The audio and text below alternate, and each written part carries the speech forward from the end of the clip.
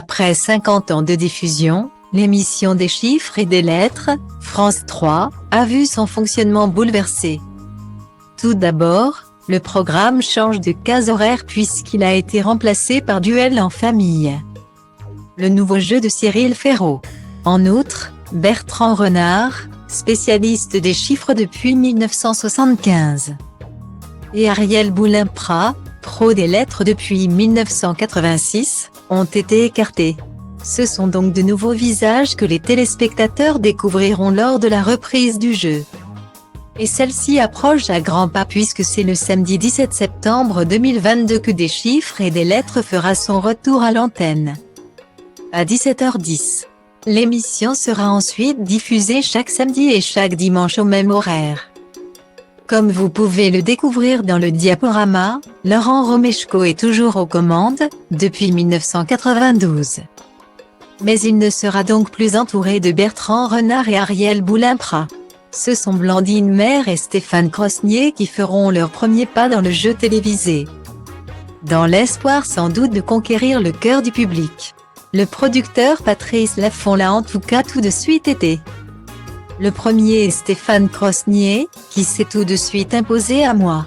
C'est un ancien candidat très charismatique, prodigieux en chiffres. Il a été brillant dans de nombreux tournois de Des chiffres et des lettres. Mais il a également un très bon sens de la télé puisqu'il a travaillé en tant que rédacteur en chef sport chez BFM TV et RMC Sport. Confiait-il à Télé 7 jours en août dernier. Et d'ajouter que tout le monde a été emballé par le casting de sa collègue, qui est professeure à l'école élémentaire, en classe de cm2. Elle a un gros background, car elle est juriste et a aussi travaillé à la télévision en tant que journaliste en travaillant avec Olivier Minéo sur Fort Boyard, précisait-il. Mais deux autres sont bien moins heureux, il s'agit évidemment de Bertrand Renard et Ariel Boulin-Prat qui ont été, selon leur dire, virés avec une rare violence. Pour la chaîne Nous ne sommes rien. On n'a eu aucun coup de fil. On a été virés, en visio, en 10 minutes. C'est ça la réalité, avait confié ces dernières sur les ondes de Virgin Radio début septembre. Elle avait également révélé qu'ils ont été privés d'adieu. L'affaire avait commencé lorsque Bertrand Renard et son ancienne collègue avaient évoqué la façon inhumaine dont ils ont été écartés.